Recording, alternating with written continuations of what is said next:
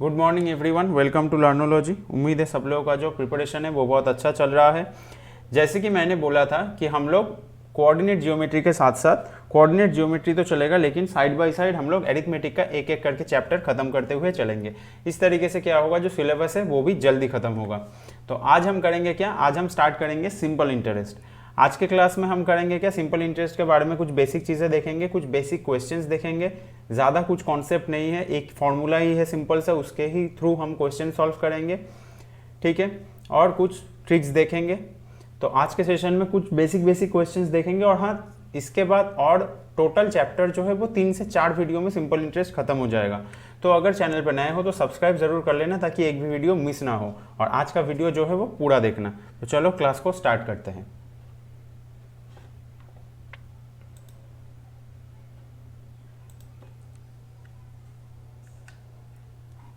देखो, simple interest का जो फॉर्मूला है मेनली वो क्या है, वो यही फॉर्मूला है, P into R into T by 100।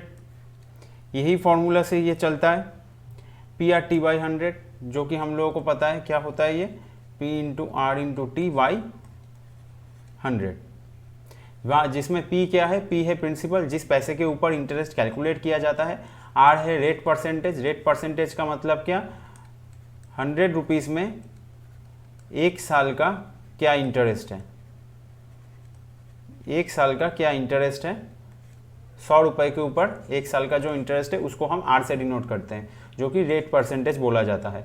और टी को हम टी से हम टाइम डिनोट करते हैं, और टाइम भी इन ईयर्स। ये ध्यान में रखना कि सिंपल इंटरेस्ट का जो ये जो फॉर्मूला है पीआरटी, इसमें टाइम सिर्फ साल में कैलकुलेट किया जाता है। तो अगर तुम्हें मंथ में टाइम दिया हुआ हो तो उसको साल में कन्वर्ट करना पड़ता है। इसी सिंपल फॉर्मूले से और कुछ छोटा मोटा ट्रिक्स है, इससे हम क्वेश्चन सॉल्व करेंगे। आज के सेशन में बेसिक क्वेश्चन ही देखेंगे कुछ टाइप्स का, फिर अगले 2 सेशन में या फिर 3 सेशन में वो हम देखते हैं कि कितना क्वेश्चन है, कितना इंपॉर्टेंट क्वेश्चन है, सॉल्व कर देंगे। देखो, चैप्टर का नाम सिंपल इंटरेस्ट है तो क्वेश्चन भी सारा सिंपल ही आता है, कुछ टफ नहीं आता है।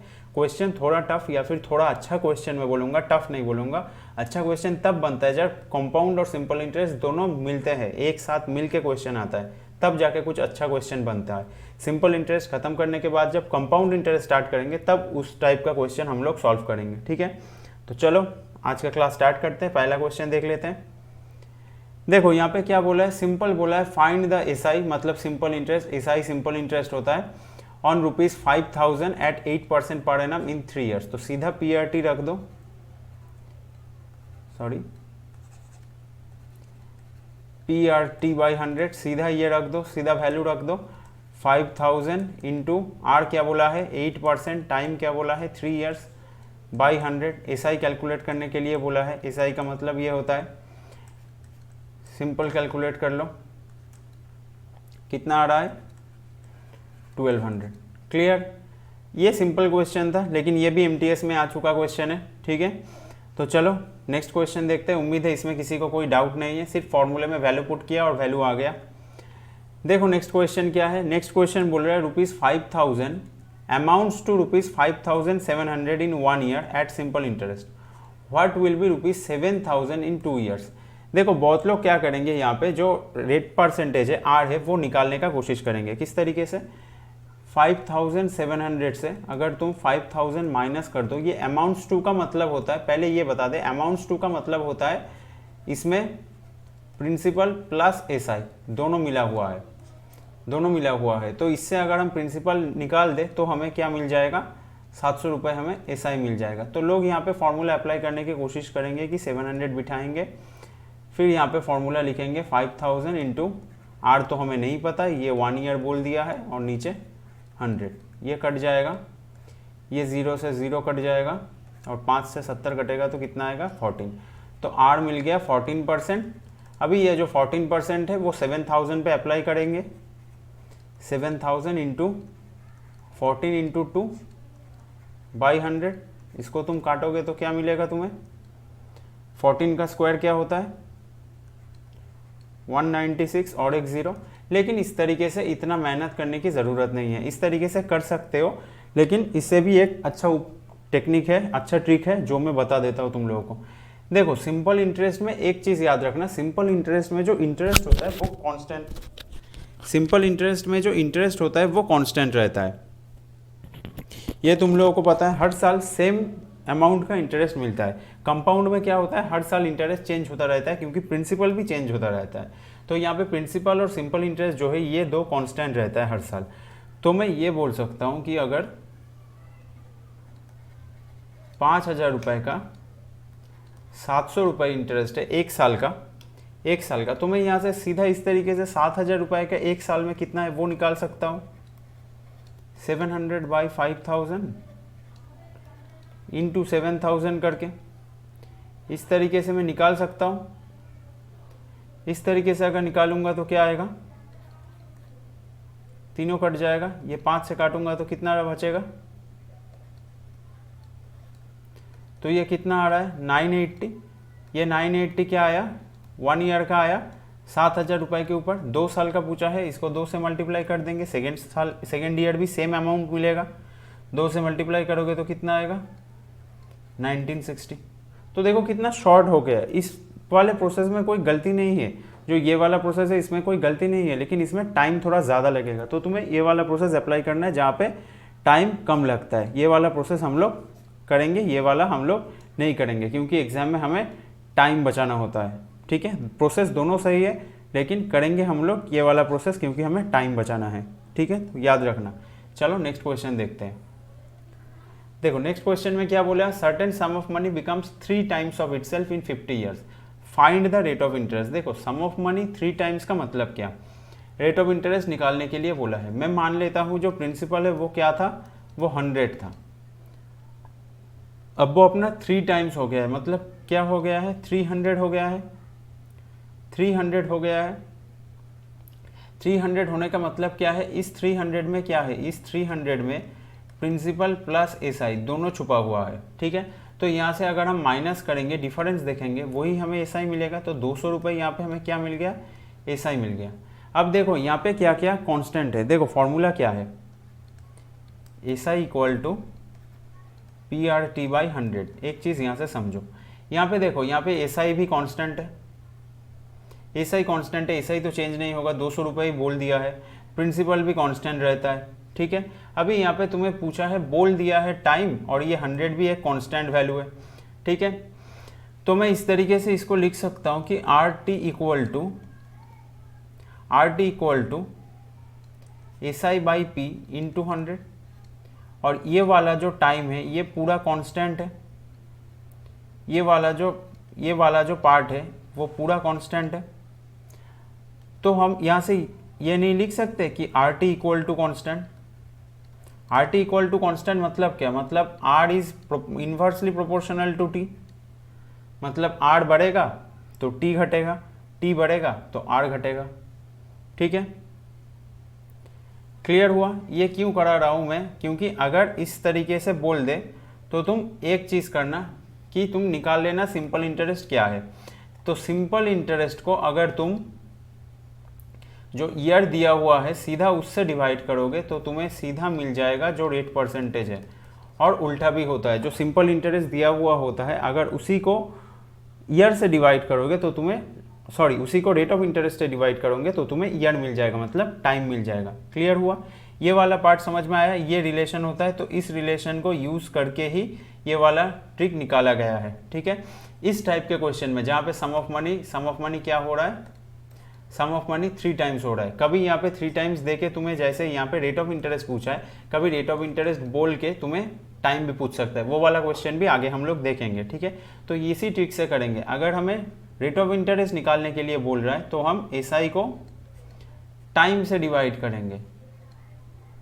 हम आर निकालने के लिए एसआई को हम क्या करेंगे, टाइम से डिवाइड करेंगे, इस तरीके के क्वेश्चन में पर्टिकुलरली। और अगर टाइम निकालने के लिए बोले तो हम क्या करेंगे, एसआई को हम आर से डिवाइड करेंगे। क्लियर हुआ, क्योंकि देखो एसआई तो यहाँ पे कांस्टेंट है, तो एसआई अगर कांस्टेंट है तो ये रिलेशन सेटिस्फाई करता है कि are inversely proportional to 1/T या फिर T inversely proportional to 1/R। Clear है, तो यहाँ पे आंसर क्या बन जाएगा, यहाँ पे आंसर बन जाएगा 4%। उम्मीद है सब लोगों को समझ में आया होगा। चलो नेक्स्ट और कुछ क्वेश्चन करते हैं, तब जाके पूरा क्लियर हो जाएगा। देखो यहाँ पे क्या बोला है, certain sum of money becomes 35 times of itself in 17 years. Find the rate of interest. तो हम क्या करेंगे, सीधा हम यहाँ पे 100 लिखेंगे, इसका 35 टाइम्स करेंगे 3500, तो जो सिंपल इंटरेस्ट है कितना निकलेगा 3400।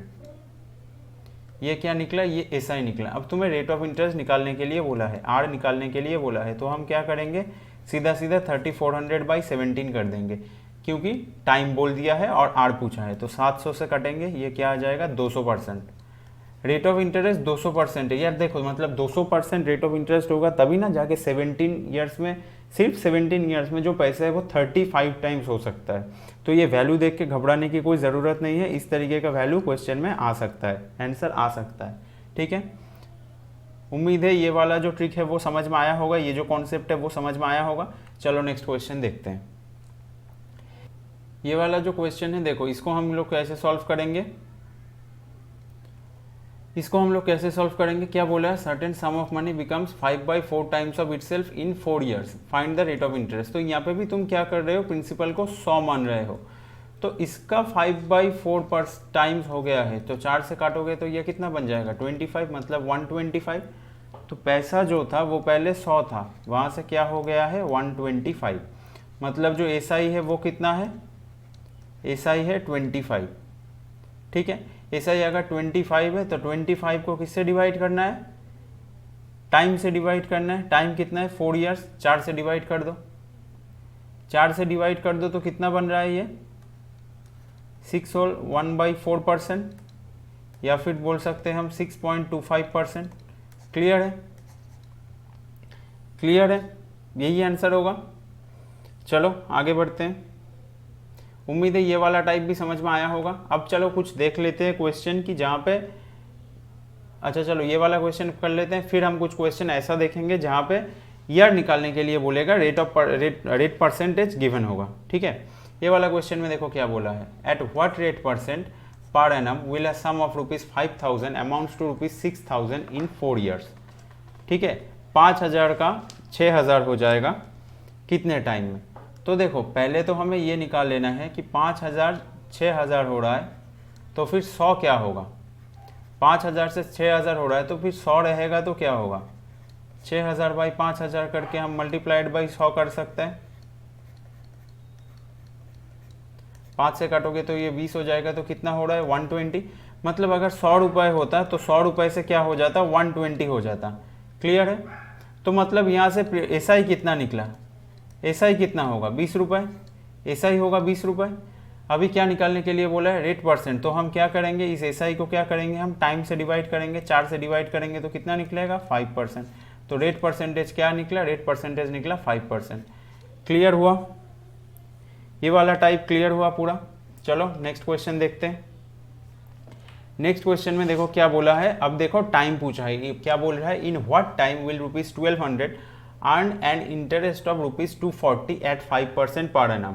तो ये देखो ये वाला जो क्वेश्चन है ये सीधा हम PRT/100 यूज करके कर सकते हैं, कि फॉर्मूला क्या था, एसआई इक्वल टू था P/R/T/100।